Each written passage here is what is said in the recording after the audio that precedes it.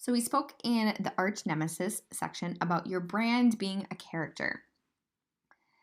And this is important because we want to tell stories as often as possible in our brands. It's one of the key ways that we create an emotional impact with people where they feel emotionally tied to us. They feel like they're building a relationship with us because they are building a relationship with us. So, the key though is first to understand the importance of it. So, if you're interested in the science, they've actually done MRI studies that show that when somebody's listening to a story, the parts of their brain that is lighting up is the same parts of the brain that would light up if they were actually experiencing it themselves. So, as you can imagine, this is a fantastic way to pull people into the world of your brand, take people on a journey with you through the story of your brand so that you create this emotional connection with them. And again, we know that that emotional connection leads to more leads, more sales, higher consideration for your brand, people just generally loving you and wanting to be around you.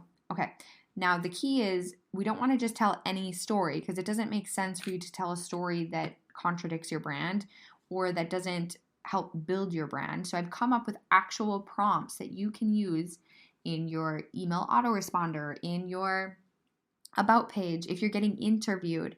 These are the types of stories that we want to hear from you as the girl or guy next door. And then also know that these stories don't have to be with you as the star. You can also tell stories about your clients, people in your community. You can tell stories about your industry or even just about an idea or some random subject that serves as a teaching moment.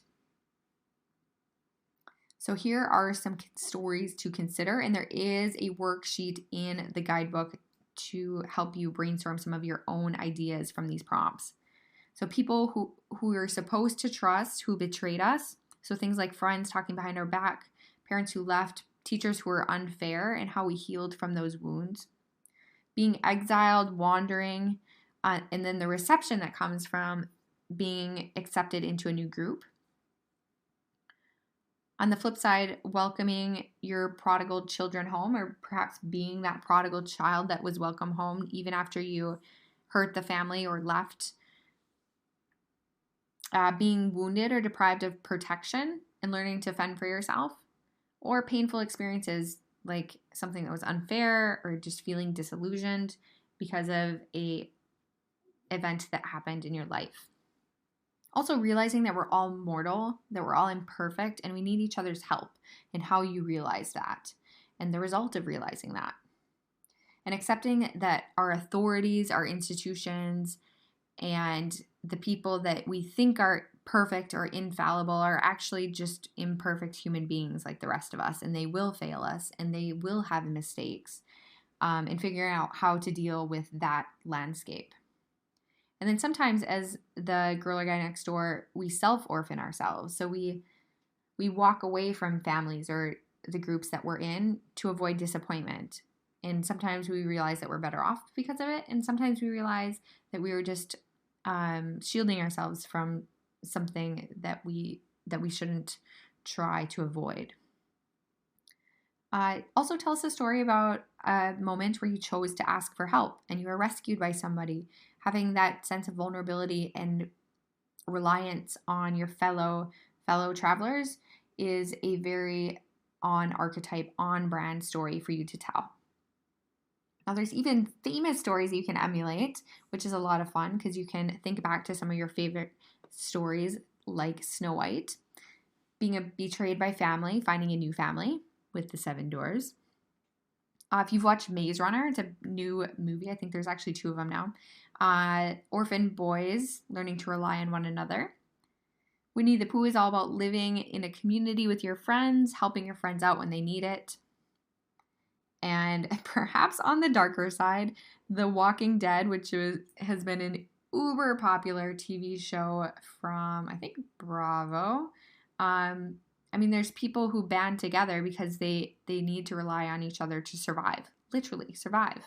Your stakes may not be so high, but you can probably see a lot of story prompts and ideas with the challenges that they run into. You might not have actual zombies, but you might have people who are trying to harm you or take advantage of you. So definitely check out the archetype story docket in the guidebook to brainstorm some of your own ideas from these prompts.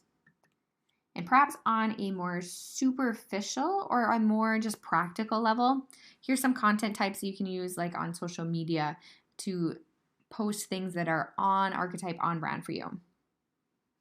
Doing things like imperfect, improvised live stream video is very good for your brand because it shows people behind the scenes. It shows people that you aren't afraid to just show up even when you're not perfect and pretty and prepped.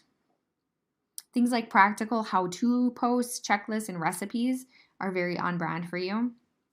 Also, highlight peers and people in your community often. So things like interviews and case studies and profiles. Take the spotlight off of you and put them on the value of your community. Share personal failures as examples of what not to do. I think that there is so many people, especially online, who are trying to act like they have everything all figured out. And by you just admitting that you don't have it all figured out all the time, it helps us build we love you for that. Also, polls and surveys. You could even experiment with making decisions on your content kind of democratically. So asking your community what they want to hear from you. You can organize events and meetups. That's really powerful. And the one at the end, I had fun for thinking about each of the archetypes.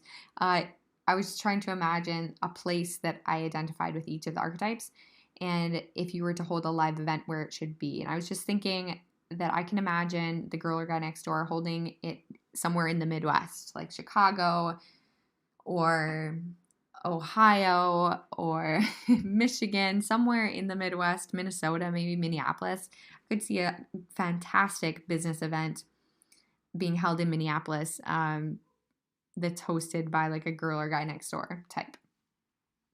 So in the guidebook, there's also a visibility recipe. So you can start to figure out, based on these ideas, where are you going to be sharing?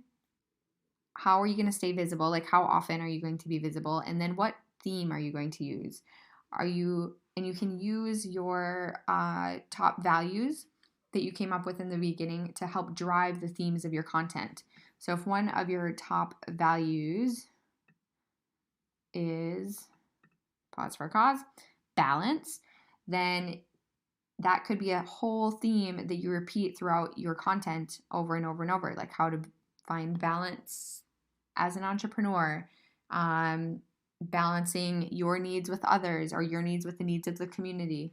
All of these types of things can be explored in many, many different ways. So have fun with this, dive into it, come up with some great stories. These are some of the most powerful brand assets that you can develop. And it's like a home run when you tell these types of stories, especially ones that are based off of the prompts that I gave you, because you know they're going to be on archetype. You're going to grow your brand like gangbusters. People will, they just won't be able to help themselves. They want to get on board and be a part of what you're doing.